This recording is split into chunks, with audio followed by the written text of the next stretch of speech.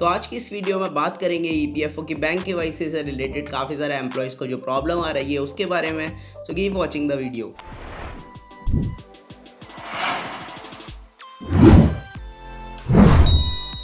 So before directly jumping into the problems, आपको पहले एक प्रोसेस समझना पड़ेगा कि अगर आपके ईपीएफओ के अकाउंट से आपके बैंक अकाउंट जुड़ा नहीं हुआ तो उसका क्या सॉल्यूशन है, कैसे आप उसको जोड़ सकते हो, क्या इसका प्रोसेस रहता है। तो सबसे पहले आपको यूनिफाइड एम्प्लॉय पोर्टल के थ्रू बैंक की केवाईसी आपको जनरेट करनी होती है अगर आपके ईपीएफओ अकाउंट से आपका बैंक नहीं जुड़ा।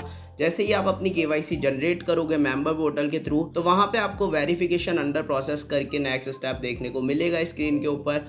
और जब तक आपका वेरिफिकेशन अंडर प्रोसेस आ रहा है तब तक आपको अपने एम्प्लॉयर को, अपने कंपनी वालों को कांटेक्ट नहीं करना है for approving your KYC. Because काफ़ी सारे मेंबर्स ये गलतियां कर रहे थे, जैसे ही उनकी ईपीएफओ की केवाईसी वेरिफिकेशन अंडर प्रोसेस आने लग जाता है वो जस्ट कंटिन्यूसली अपने कंपनी वालों को, अपने एचआर को कांटेक्ट करने लग जाते हैं कि हमारी केवाईसी को अप्रूव करो, हमारा वेरिफिकेशन करो। जबकि आपको ऐसा नहीं करना है, बिकॉज अभी तक आपकी केवाईसी आपके एम्प्लॉयर के पास में एस्केलेट नहीं हुई है, तो ऑब्वियसली वो उसको अप्रूव नहीं कर पाएंगे। तो बेसिकली अगर आपने अपनी केवाईसी को जनरेट कर दिया है मेंबर पोर्टल से और वहाँ पे वेरिफिकेशन अंडर प्रोसेस आ रहा है, तो आप पहले वेट करिए 3-4 दिन तक, 5 दिन तक। उसके बाद में ऑटोमेटिकली वो स्टेटस चेंज होकर pending at employer for digital signing आने लग जाएगा। और जैसे ही आपको ये वाला स्टेटस शो करने लग जाए तो उसके बाद आप अपने एम्प्लॉयर को, अपने कंपनी वालों को कांटेक्ट कर सकते हो फॉर अप्रूविंग दैट केवाईसी।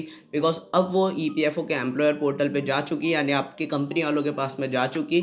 अब आपके कंपनी वाले उसको डीएससी लगा करके अप्रूव करेंगे और आपका बैंक अकाउंट आपके पीएफ अकाउंट से सीड हो जाएगा। अब बात की जाए कि जो प्रॉब्लम यहाँ पर काफ़ी सारे एम्प्लॉयज़ फेस कर रहे हैं उसके बारे में, तो उनका जो वेरिफिकेशन अंडर प्रोसेस स्टेटस है वो pending at employer for digital signing पे एस्केलेट ना हो करके बीच में ही या तो इनवैलिड बैंक अकाउंट करके उनकी केवाईसी रिजेक्ट हो रही है, या फिर rejected due to name mismatch करके, जो कि मोस्ट कॉमन प्रॉब्लम आ रही है सभी एम्प्लॉयज़ को। तो अब इस केस में क्या सॉल्यूशन है, इसकी अगर बात की जाए तो सबसे पहले आपको अपनी बैंक ब्रांच को विजिट करना है और अपने बैंक अकाउंट से अपना आधार कार्ड सीड करवा लेना है। अगर आपका आधार कार्ड आपके बैंक अकाउंट से नहीं जुड़ा हुआ तो उसको जुड़वा लेना है।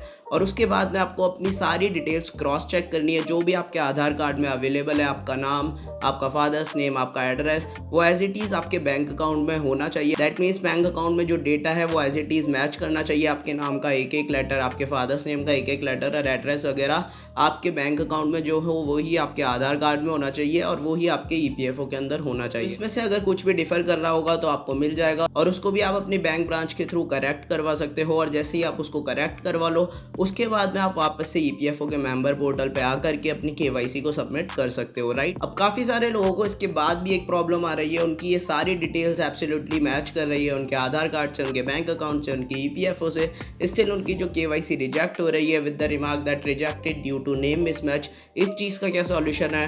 तो अनफॉर्चुनेटली इस चीज़ का अभी तक कोई भी सॉल्यूशन नहीं है। इस केस में आपको एक नया बैंक अकाउंट ओपन कराना पड़ेगा अपने आधार कार्ड के थ्रू और उस नए बैंक अकाउंट की केवाईसी आपको ईपीएफओ पोर्टल पे सबमिट करनी पड़ेगी और उस नए बैंक अकाउंट में ही आप अपना पीएफ विड्रॉल कर पाओगे। So that is the only solution for now, because इस चीज़ की सुनवाई कहीं पर भी नहीं हो रही है। क्योंकि अगर आप ईपीएफओ पे इस चीज़ के लिए ग्रीवेंस डालोगे तो वो या तो बोलेंगे कि आपके एम्प्लॉयर से कॉन्टैक्ट करिए या फिर आप अपने बैंक में कॉन्टैक्ट करिए, बिकॉज उनके पास से ये केवाईसी रिजेक्ट नहीं हो रही।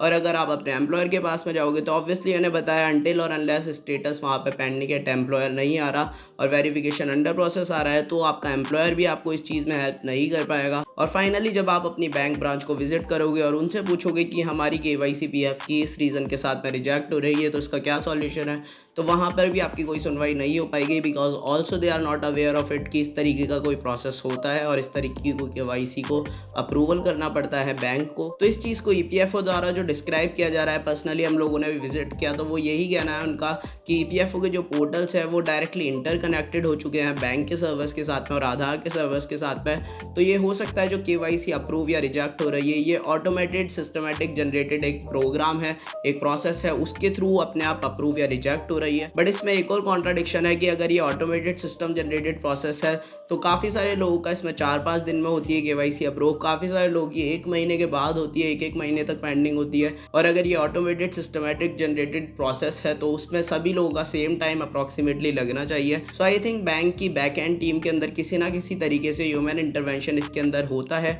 बट स्टिल इस चीज़ की कोई सुनवाई नहीं होती। तो ऑब्वियसली जो कि मैंने आपको सॉल्यूशन बताया, आपको सिंपली अपने आधार कार्ड के बेस पे एक नया बैंक अकाउंट खुलवा लेना चाहिए और उसकी केवाईसी को आप डाल सकते हो जो कि अप्रूव हो जाएगी। So that is the best solution for now. अगर फ्यूचर में इन प्रॉब्लम्स को लेकर के कोई सॉल्यूशन आता है तो उसके बारे में हम ज़रूर आपको अपडेट करेंगे। तो इसी तरीके के वीडियोस के लिए इस चैनल को सब्सक्राइब करके बेल आइकन को हिट कर लीजिए ताकि अपकमिंग वीडियोस की अपडेट आप सभी लोगों तक आ जाए।